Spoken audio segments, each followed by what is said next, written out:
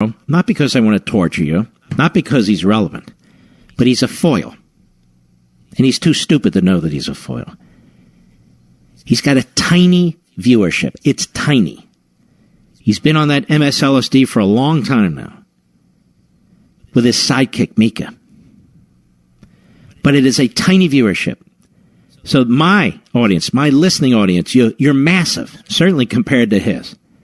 So I do this because it's useful in gleaning what kooks on the left are like and responding to it.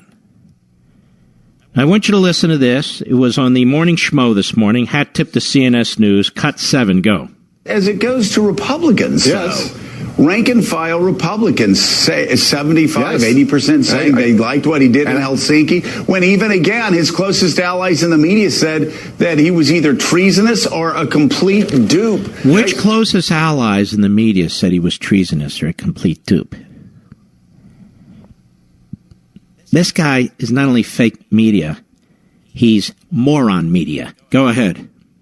These people that I grew up with, that were the toughest on Russia, that fought the Cold War alongside with NATO. When the Soviets' goal during the Cold War is the same goal that Vladimir Putin has now. Well, who disagrees with that?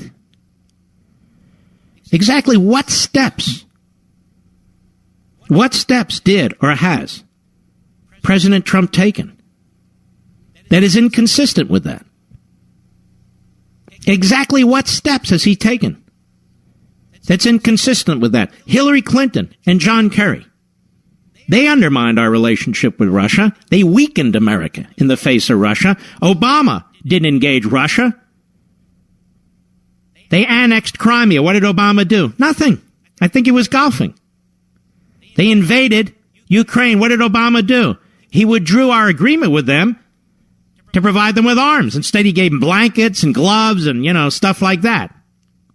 He thought it was a welfare program. What else did he do? He took missile defense away from some of our allies that were scheduled to receive it. He undermined our military, turned it into a social experiment, slashed spending on our military. Scarborough is a moron, and he's a fraud. He's an absolute fraud. But, of course, he's defending freedom of the press, don't you know? This man could not get a paycheck unless he attacks the president and attacks the Republican Party and conservatives, and then pretends to be one. He's the Tokyo Rose of MSNBC. Old Tokyo Joe. Maybe that's what we'll call him, Mr. Producer. With that weird accent on your head. Go ahead. Western democracies and break up NATO. The goal is identical to what Republicans always supported. And you talk about trade. 73% of Republicans now are telling pollsters that they think tariffs are good for America. Well, I don't think tariffs are good unless they're aimed at China, because China's the enemy and they're stealing our technology. A little bit of context, Joe. But you can disagree with the president without savaging him each and every day. But what Joe won't tell you, and his sidekick Mika, is that this is all personal with them. They used to be Trump's buddy. Trump used to come on their show and actually get them ratings. They used to go to the White House. Joe, you'll remember, when the president gave his first speech to a joint session of Congress, Joe was there in the audience jumping up like a clapping seal. Remember that? I was never invited to do that. That's how close Joe and Mika were to Trump. But they went sideways. So now he spends every waking moment obsessing over Trump. How sick is that? The man needs a psychological exam. Go ahead. Again, who are these people? It's like these are the story people, of like political body snatchers. Ah, there you go. And you wonder why you don't have an audience. Gets even better. Cut 8. Go. I wrote about it yesterday. Who are these people and what have they done to my party? No. That's not fascistic. Who are these people and what have they done to my party? You clown. Go ahead.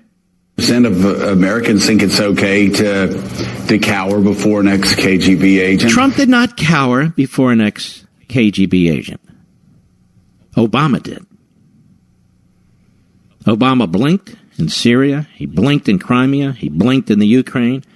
He blinked when it came to Eastern Europe and providing them with missile defense. Blinking all the time, like Nancy Pelosi. Trump hasn't blinked yet. But none of this matters. But for Scarborough, it's every day. Stormy Daniels and Michael Cohen and Russia and this. We're going to war with the North Korea. He's just a very, very lousy human being. Go ahead. To insult allies, you do wonder, this isn't just... Insult allies, clown? To insult allies? Did you speak up when Obama was eavesdropping on Benjamin Netanyahu? I believe Israel is one of our closest allies. Did you speak up when Obama was using surveillance, not only on the American media, but on members of Congress who disagree with the Iran deal?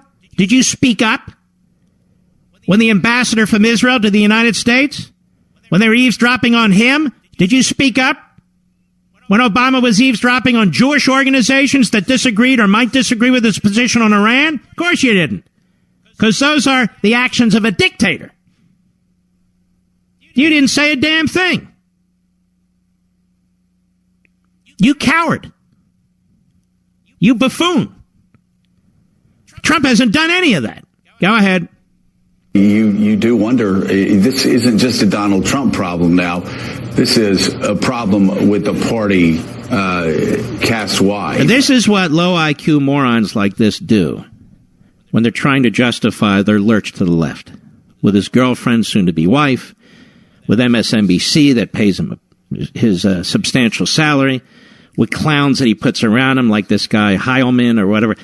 John Heilman, whatever his name is. This is how he does it. So he's firmly entrenched now in the camp of the left. But he says, it's the Republican Party that is the problem. Trump's the problem. Conservatives are the problem. You know, I'm the real deal here. But but I'm not. No, he's not. He's a fraud. Fraud news. Does that sound better? I'll be right back. Mark Levin.